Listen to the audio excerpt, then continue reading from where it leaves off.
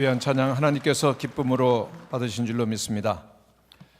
우리 사람들이 세상을 살아가면서 믿음으로 모든 일과 사람들을 바라본다는 것은 너무나도 중요한 일입니다. 사실 믿음이 없이는 아무 일도 이루어질 수가 없는 것이죠. 그런데 오늘 우리의 문제는 믿음이 마구 흔들린다는 것입니다. 우리 사람들이 서로 믿지 못하고 세상에 불신이 가득해지는 것, 그것은 바로 인간이 연약한 존재이기 때문입니다. 그러나 살아계신 우리 하나님께서는 전적으로 우리 모든 사람들이 믿을 수 있는 신실하신 분이십니다. 하나님께서는 역사가 시작된 이래로 한 번도 그 언약하신 바를 이루지 않으신 적이 없으십니다. 하나님은 진실하시고 하나님께서는 한 번 약속하신 것 반드시 지키시는 분인 줄로 믿습니다. 그런데 이 시대 문제는 이 신실하신 하나님조차도 믿음의 눈으로 바라보지 아니하며 오직 자신만 믿으려고 하는 불신 시대가 되어가고 있다라고 하는 것입니다. 성도 여러분들은 오늘 우리가 살고 있는 이 세상을 어떠한 눈으로 바라보고 계시는지요?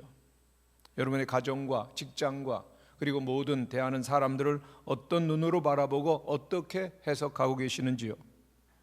날마다 우리에게 다가오는 큰 문제들과 그리고 엄청난 난관들을 그리고 인생의 장애들을 어떠한 눈으로 보고 있고 어떠한 마음으로 그 모든 사물들을 대하고 계십니까? 우리들이 어떤 눈으로 보느냐, 그 시각 여하에 따라서 우리의 삶은 전혀 다른 모습으로 펼쳐지게 된다는 사실을 우리는 늘 기억해야 할 것입니다. 어느 병실 같은 병원의 그 병실 안에 두 환자가 있었습니다. 근데 안쪽에 있었던 사람은 늘 마음이 편안하다고 좋다고 합니다. 왜냐하면 그 안쪽 조용해서 묵상하기가 좋고 그리고 정신적으로도 마음으로 안정이 되어서 참 좋다라고 늘 말합니다.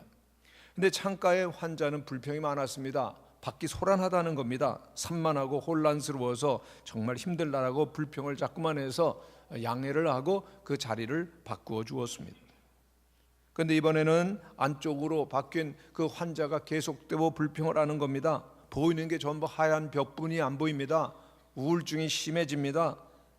미치겠습니다 라고 막 소리를 질러댔습니다. 근데 창가로 옮겨진 환자는 여전히 감사를 합니다. 와, 세상이 보여서 좋네요. 지나가는 사람들이 보이고요. 그리고 내가 세상 한켠에 살아있다는 사실을 순간순간 확인하게 되고 부지런히 돌아가는 세상 가운데 내가 있다는 사실 무한히 감사합니다. 삶의 꿈이 생깁니다 라고 말하는 것입니다. 무엇을 말하는 것이죠? 문제는 환경이 아니라고 하는 것입니다. 내가 있는 자리에 문제가 있는 것 아니라고 하는 것입니다. 우리가 지금 현실에 처해 있는 상황과 위치가 문제가 전혀 아니라고 하는 것입니다. 여러분, 우리가 모든 것을 의심하고 불만을 말하다가 보면은 그 의심이 체질화되는 것입니다. 그러나 믿음의 눈으로 바라보고 모든 일에 감사하고 기뻐하는 삶을 살기로 결심한다면은 우리의 모든 상황 속에 기뻐하는 삶이 우리의 눈앞에 펼쳐지게 될 것입니다.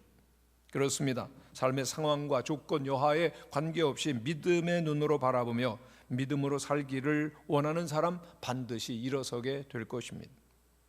근데 오늘 현대인들이 하나님을 믿음의 눈으로 바라보는 대신에 자기만 믿으며 살려고 생각하죠. 그 이유는 자신의 죄성 때문입니다. 그리고 수없이 사람들에게 속아왔던 경험 때문에 그런 것입니다. 그래서 자녀가 부모를 믿지 못하고 학교에서 학생들이 선생님을 믿지 못하고 직장에서 또한 그 직장인들이 사업주를 믿지 못하는 불신으로 가득 찬 세상이 되어가는 것입니다. 더 나아가서 사람들이 하나님까지 의심하고 또한 불신하는 불신앙에 빠지게 된 것입니다. 그렇기 때문에 서로를 향한 신뢰가 사라지는 것입니다. 신앙도 사라지고 그리고 또한 신념만이 가득한 세상이 되었습니다. 여러분, 신뢰라고 하는 것은 사람끼리 서로를 향하여서 믿는 것이고 신념이라고 하는 건 자기를 믿는 것입니다. 신앙이 무엇입니까? 신앙이라고 하는 것은 천지 만물을 지으신 그 영광의 주님께서 온 세상을 다스리고 계시다라고 하는 하나님을 향한 믿음인 것입니다. 바로 사람들이 이 하나님을 향한 믿음에 거할 때만 진정 서로를 향한 참된 신뢰를 회복할 수 있고 삶의 진정한 용기를 회복하게 되는 것입니다. 하나님께서는 물론 우리 인간이 가지고 있는 지성과 감성과 그리고 또한 상식을 무시하지 않으세요. 또한 사람들이 가지고 있는 신념도 무시하지 않으십니다. 그러나 하나님께 그런 사람 쓰시지 않습니다. 하나님 어떤 사람 쓰십니까? 하나님은 믿음의 사람을 찾으시고 그를 통하여 일하시는 것을 믿으시기를 바랍니다. 어려워도 하나님 바라보시는 성도들 되시기를 바랍니다. 어떤 목사님께서 성전을 건축하게 되셨어요. 얼마나 힘이 들든지요. 하나님 앞에 어느 날 이런 기도를 드렸다고 합니다. 하나님도 좀 돈 없어 보세요. 하나님 돈 없어 보셨어요? 그랬더니 하나님이 그 기도를 들어주시더래요. 그래서 그 문제가 해결되고 또한 그 성전 건축이 이루어지는 기적을 체험했다고 합니다. 왜 그럴까요? 문제가 어려웠지만 그래도 불평하는 것 같지만 하나님도 돈 없어 보셨어요 라고 하나님을 바라보았기 때문에 하나님께서 일하셨을 것이라는 생각이 듭니다. 성도 여러분, 믿음의 능력을 회복하게 되시기를 바랍니다. 믿음의 시각을 가져야 되는 것입니다. 예수님께서는 믿음이 없는 세대여 내가 얼마나 너희와 함께 있으며 얼마나 너희를 참으리오라고 탄식하셨던 일이 있으십니다. 오늘 세상이 이처럼 혼란하고 어지럽고 불행한 것은 바로 하나님 앞에서의 믿음과 그리고 사람을 향한 신뢰를 잃어버리기 때문인 것입니다. 온통 불신이 가득하지 않습니까? 오늘 우리가 새로운 미래를 향해서 나가려고 한다면 반드시 참된 믿음의 능력을 회복하는 일이 무엇보다도 우선한다는 것을 우리는 기억해야 될 것입니다.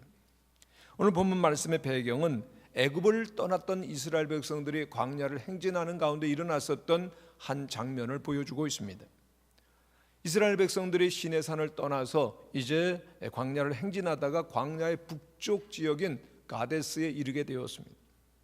근데 하나님께서 그곳에서 이스라엘 백성들에게 말씀하십니다. 신명기 1장 21절입니다. 너희의 하나님 여호와께서 이 땅을 너희 앞에 두셨은즉 너희 조상의 하나님 여호와께서 너희에게 이르신 대로 올라가서 차지하라. 두려워하지 말라. 주저하지 말라. 하나님께서 전쟁을 선포하시는 겁니다. 나가라, 싸우라. 하나님께서 언약하신 대로 너희가 올라가면은 그 땅을 얻게 하시리라. 두려워하지 말라, 주저하지 말라고 말씀하셨습니다. 그런데 반응이 없습니다. 이상하게도 이스라엘 백성들이 나가서 전쟁을 시작하지 않습니다. 먼저 이들이 말합니다. 정탐꾼을 보냅시다. 가나안에 대한 모든 지리와 지형 그리고 각종 군사 정보들을 다 입수해서 조사를 하고 필요한 정보에 입각한 전략을 세우는 것이 우선이 아니겠습니까? 그리고 전쟁하는 것이 올바른 것입니다. 그것이 필승의 길일 것입니다. 여러분, 정탐꾼부터 보내자라고 이스라엘 백성들이 말하는 것 어떻습니까? 겉으로 보기엔 대단히 합리적이고 그리고 올바른 선택 같아 보입니다. 조금 더 이 상황을 보면은 민수기 13장 1절의 말씀을 보면은 정탐꾼 보내는 일 하나님께서 명하신 일처럼 보입니다. 1절의 말씀이 뭡니까? 여호와께서 모세에게 말씀하여 이르시되 사람을 보내서 가나안 땅을 탐지하게 하라. 하나님께서 명하신 것처럼 보입니다만은 그러나 신명기 1장 22절 이 당시의 상황을 40년 전에 일어났었던 그 일을 이제 모세가 회상하면서 쓴 글에 보면은 한 가지 본문엔 드러나지 않은 그 일이 있었음을 보여주고 있습니다. 그 내용에 보면은 하나님이 아니라 이스라엘 백성들이 정탐꾼을 먼저 보냅시다라고 제안을 하는 장면이 나옵니다. 정탐꾼을 먼저 보냅시다. 그런데 이것은 바로 하나님의 명령에 즉각 순종한 것이 아니라 그들의 철저한 불순종에 근거한 것임을 우리들은 알게 됩니다. 백성들이 하도 고집합니다. 먼저 정탐꾼입니다 라고 말하니까 모세가 어쩔 수 없이 하나님 앞에 엎드립니다. 하나님, 자꾸만 정탐꾼을 보내자고 하는데 어쩌면 좋겠습니까? 그러자 하나님께서 대답하십니다. 내 계획과 뜻은 아니지만은 그들이 그렇게 고집을 부리니 한번 정탐하도록 허락을 해보자. 그래서 이스라엘 백성들 가나안 땅으로 들어가서 직접 전투하는 것보다는 정탐꾼을 먼저 보내는 일이 이루어지게 된 것입니다. 그래서 가나안 땅을 정탐하기 위한 12명의 정탐꾼 보내고 40일 동안의 정탐이 이루어지게 됩니다. 오늘 민수기의 본문은 그 12명이 이제 돌아와서 모세와 이스라엘 백성들 앞에서 보고하는 것으로 시작이 됩니다. 그런데 보고 내용이 어떻습니까? 여호수아와 갈렙 두 사람을 제외하고 나머지 10명의 정탐꾼들은 한결같이 부정적인 보고를 하고 있는 것입니다. 그러나 이 부정적인 보고를 우리들이 객관적인 그런 면에서 살펴본다면 결코 그 보고가 잘못된 보고만은 아니라고 하는 것을 우리는 알 수가 있습니다. 그들은 나름대로 그들이 보았던 사실, 그들이 보았던 그 모든 장면들을 그들의 생각과 경험에 입각해서 성실한 보고를 했을 것입니다. 그 땅 살만한 땅이 못 됩니다. 거기 사는 백성들은 우리가 상대하기에는 너무나도 우리보다 신장이 크고 장대한 그러한 사람들입니다 라고 말합니다. 그러나 마지막 해석이 참 중요합니다. 33절에 있는 말씀을 보면 그들이 이렇게 말하고 있습니다. 거기서 네피림 후손인 아낙 자손의 거민들을 보았나니 우리는 스스로 보기에도 메뚜기 같으니 그들이 보기에도 그와 같았을 것이니라. 여러분, 그들이 가서 다 보고를 해요. 그런데 결론이 뭡니까? 우리는 뭐 같다고요? 메뚜기 같다는 겁니다. 이것을 신학에서는 메뚜기 컴플렉스라고 부르고 있는데, 여러분, 이러한 컴플렉스에 걸리면 문제가 심각해집니다. 여러분, 우리 예수 믿는 사람들에게도 일종의 메뚜기 사고 방식이 들어올 수 있는데, 그것은 정말 일종의 정신질환이라고도 할 수가 있을 것입니다. 그럼 메뚜기 사고의 특징이 뭔가 하면요, 자신이 수많은 잠재력과 장점이 있음에도 불구하고 자기의 약점과 안 될 것만 바라보는 것이 메뚜기 사고의 특성인 것입니다. 안 되는 것, 할 수 없는 것, 거기에 집중을 하는 것입니다.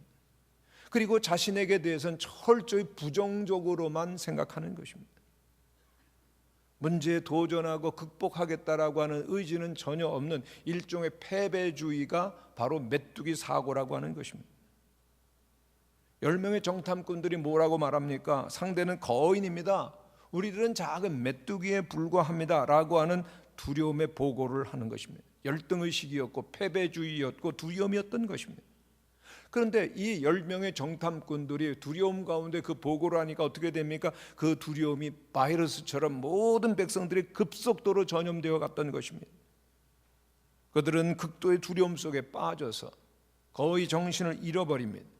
14장 1절에 보면은 온 회중이 소리를 높여 부르짖으며 밤새도록 통곡하였더니라고 말하고 있습니다. 여러분, 이 장면을 한번 상상해 보시기를 바랍니다. 온 이스라엘 백성들이 비명을 지르고 있습니다. 저들은 밤새도록 통곡을 하는 겁니다. 저들에게 두려움이 영이 임했었던 것입니다. 일제히 모든 사람들이 두려움 속에서 벌벌벌 떱니다. 이들이 어떤 백성들입니까? 하나님께서 구원해 주신 하나님의 백성입니다.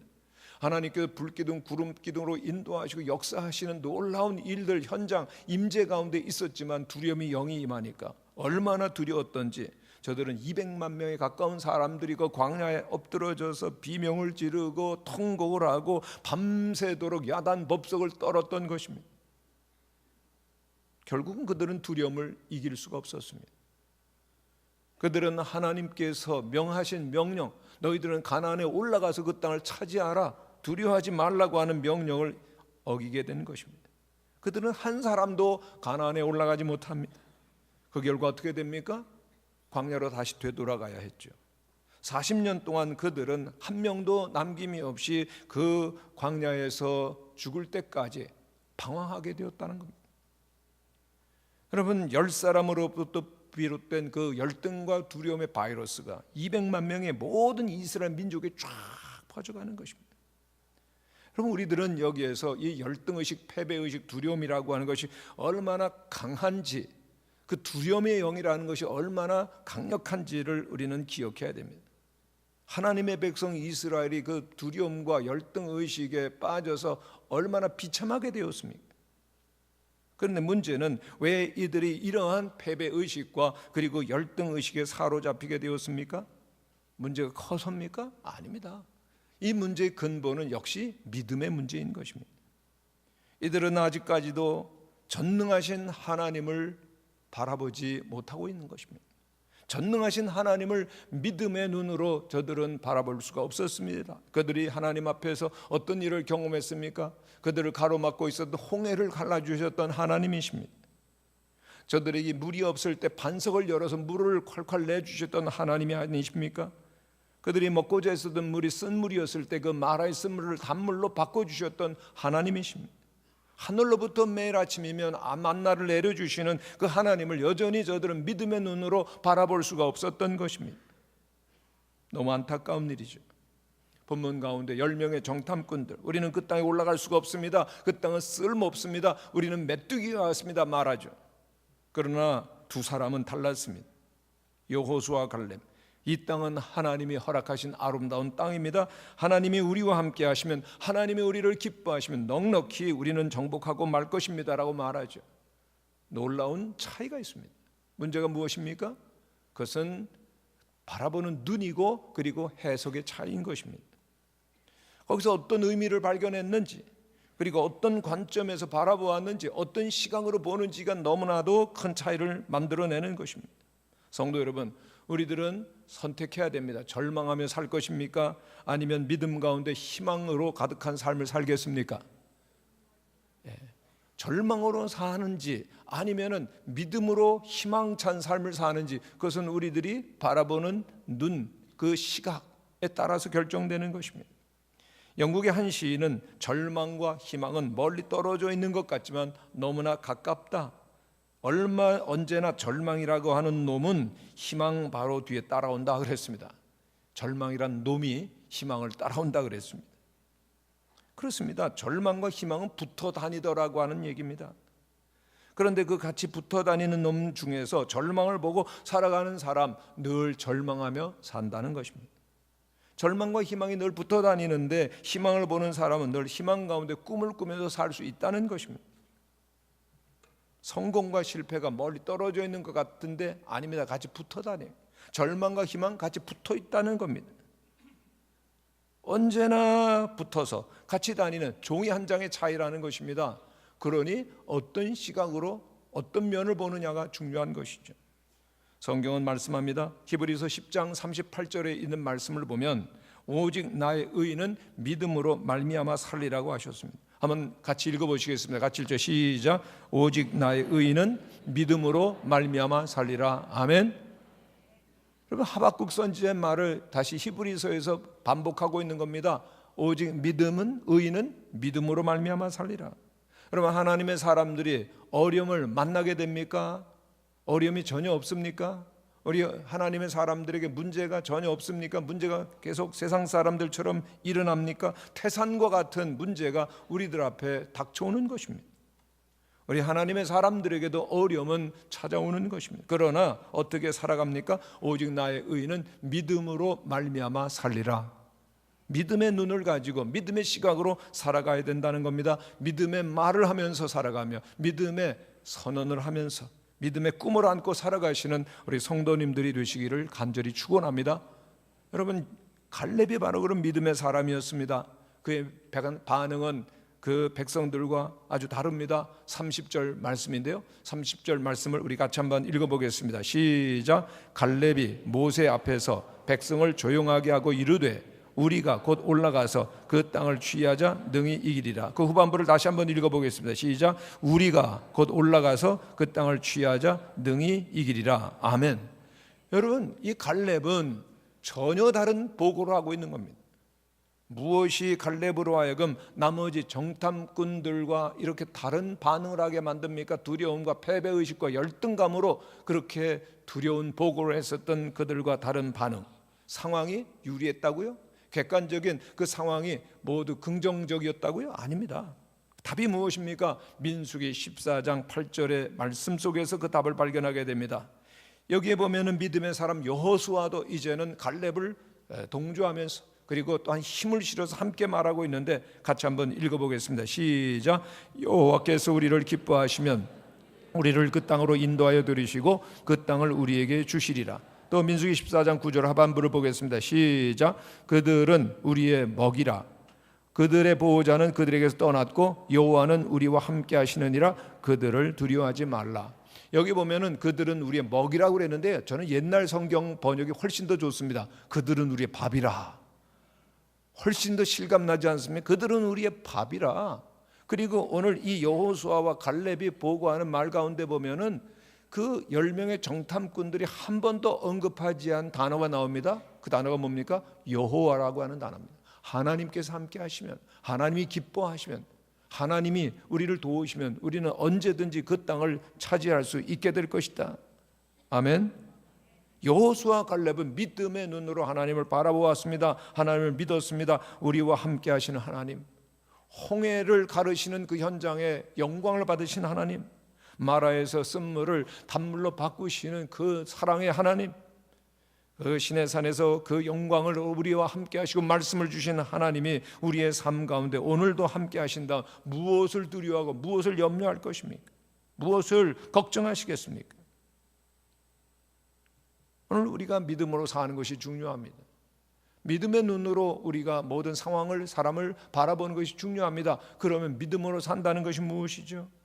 우리의 실제 상황 속에, 오늘 우리의 현장 가운데 하나님을 믿음의 눈으로 바라보며 하나님을 우리의 그 현장 가운데 모셔드리는 것입니다. 여러분, 우리가 어렵고 힘든 상황 속에 분명히 있어요. 그러나 이 상황 가운데 하나님이 찾아오시면 어떻게 될까요? 하나님이 기뻐하시면 그 모든 문제들은 어떻게 될까요? 여러분, 우리의 상황 가운데 더하기 하나님을 해보시기를 바랍니다. 모든 상황 가운데 더하기 하나님. 그래서 어떤 목사님께서는 십자가를 더하기 표라고 말하고 있습니다. 더한다, 아무거나 더하는 것이 아닙니다. 전능하신 하나님을 더하게 될 때 우리의 상황은 달라지는 것이죠. 전능하신 하나님이십니다. 전지하신 하나님이십니다. 온 우주 만물 가운데 계시지 않은 것이 없으신 하나님이십니다. 하나님은 언제나 신실하신 하나님께서 오늘 우리와 함께 계신다면 우리가 어떻게 될 것입니까? 성도 여러분, 여호수아 갈렙처럼 믿음의 사람이 되시기를 간절히 바랍니다. 눈앞에 우리가 어떻게 할 수 없는, 감당할 수 없는 불가능의 거인이 떡 버티고 있다 할지라도 우리는 외쳐야 됩니다. 넌 내 밥이다. 동의를 안 하시는 것 같은데요.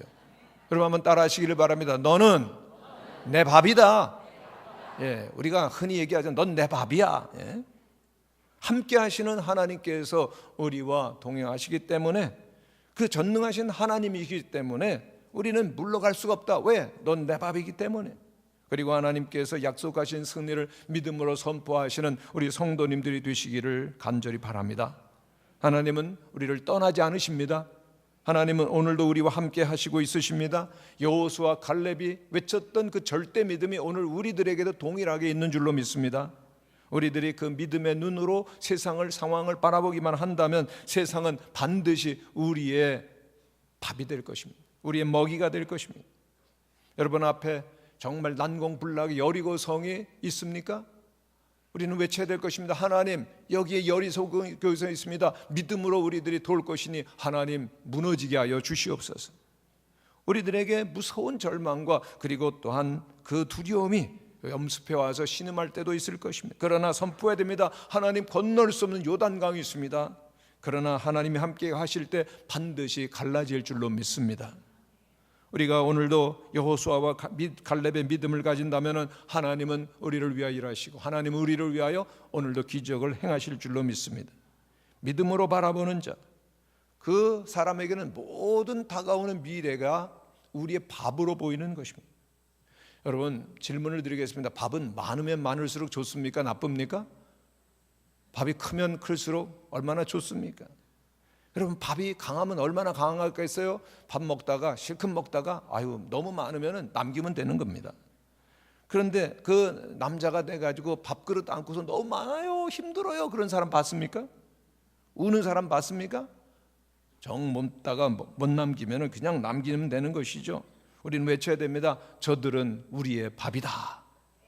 문제 앞에서 저 문제는 우리 밥이로구나, 하나님께 밥을 주셨구나, 저렇게 큰 밥을 주셨네, 많은 밥을 주셨네. 뭘 두려워하시는 겁니까? 뭘 걱정하시는 겁니까? 왜 그렇게 슬퍼하시죠? 왜 그렇게 불가능하다라고 불평을 내며 또한 염려하며 사는 것입니까? 여러분, 두려움이라고 하는 것은 누구에게나 찾아오는 겁니다.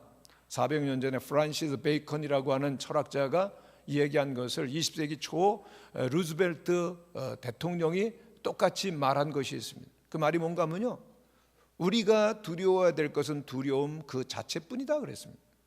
어떻게 보면은 굉장히 두려움을 초월한 담대한 용기의 사람인 것처럼 보이지만은 실제는 두려움이 있다는 것입니다. 두려운 것을 우리가 두려워하지 않기만 하면 된다라고 말하고 있는 것이죠. 여러분, 우리 모든 사람들, 뭐 한 나라의 모든 권력을 쥐고 있는 대통령이나 그렇지 않은 사람이나 모두에게는 두려움이 있는 것입니다. 두려움을 어떻게 이깁니까? 하나님 눈으로 바라보는 일입니다. 그리고 하나님이 함께 계심을 선포하는 일입니다. 하나님의 말씀을 우리의 마음속에 채우고 그리고 그 말씀을 선포하게 될 때 두려움 떠나가는 것입니다.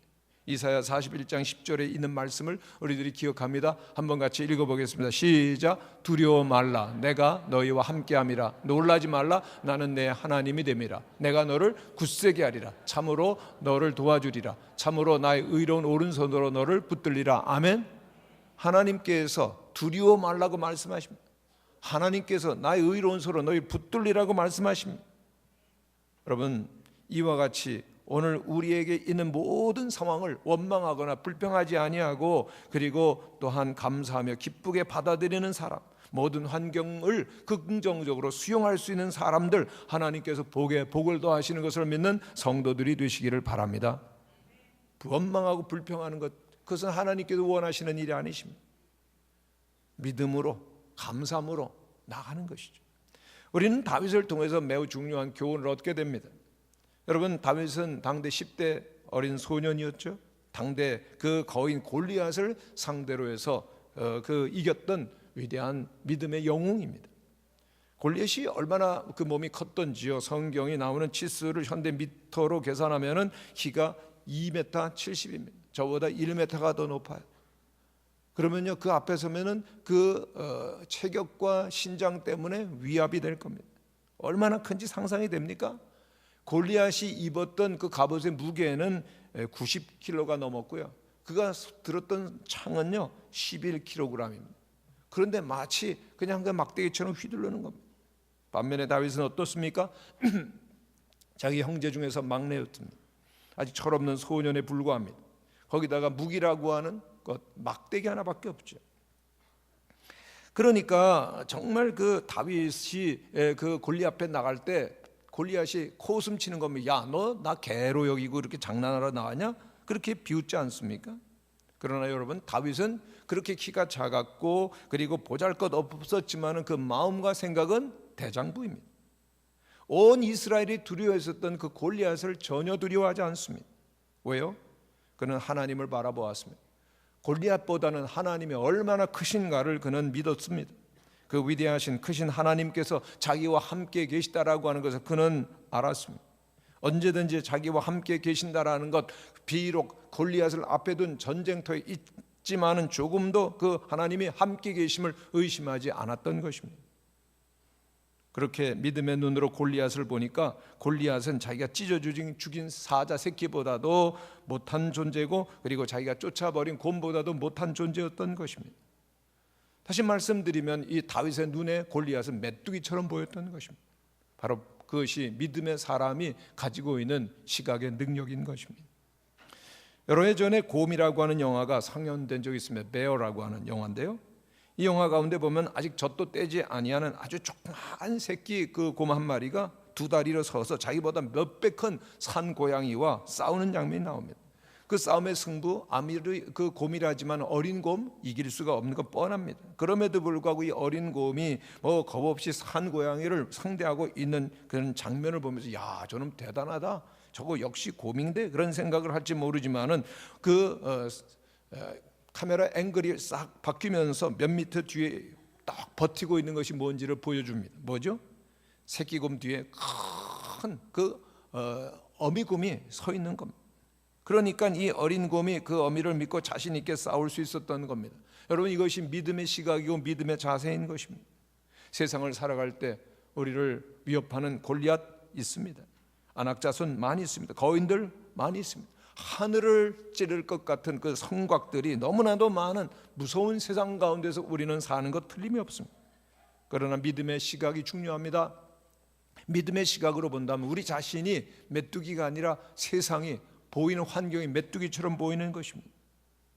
우리를 메뚜기처럼 보지 아니하고 하나님처럼 위대한 사람으로 보고 그리고 두려워하지 않을 수 있는 이유가 있는데 무엇이죠? 우리의 등 뒤에는 하나님께서 계시기 때문입니다. 성도 여러분, 늘 하나님을 묵상하시기를 바랍니다. 하나님의 사랑과 능력, 하나님의 지혜와 약속이 우리와 함께 계심을 믿게 될 때 그 하나님께서 우리와 동행하시고 그 하나님께서 우리를 위해서 일하실 것을 보게 될 때 평안이 있고 그리고 아름다운 미래를 보게 될 것을 여러분 기억하시기를 바랍니다. 그 하나님의 위대하신 임재 속에서 우리가 있다는 걸 생각할 때 우리가 얼마나 존귀한 존재인지를 우리는 생각하는 겁니다. 야, 우리는 대단하다. 나는 메뚜기인 줄 알았더니 하나님 안에서 세상이 메뚜기처럼 보이는 위대한 하나님의 일꾼이 되는 것입니다. 믿음의 눈으로 나를 보고 믿음의 눈으로 하나님을 볼 때만 우리들에게 모든 가능성이 열리고 그리고 형통함이 있는 것을 기억하시는 성도들이 되시기를 바랍니다. 믿음의 사람 여호수아 갈렙 참으로 대단합니다. 모든 사람들이 믿지 못하고 두려워할 때, 그 때문에 멸망할 때 오히려 믿음의 사람 여호수아 갈렙은 오직 믿음으로 구원을 받고 그리고 요단강을 건너 약속의 땅에 들어가는 것입니다. 성도 여러분, 이제 우리 모든 성도님들께서 믿음의 눈을 회복하게 되시기를 바랍니다. 여호수아 갈렙의 뒤를 따라서 믿음으로 저 앞에 하나님께서 주신 가나안을 보는 것입니다. 저 땅은 우리의 밥이다. 저 땅은 하나님께서 우리에게 주신 것이다. 미래를 바라보는 자 오늘도 이기게 될 줄로 믿습니다.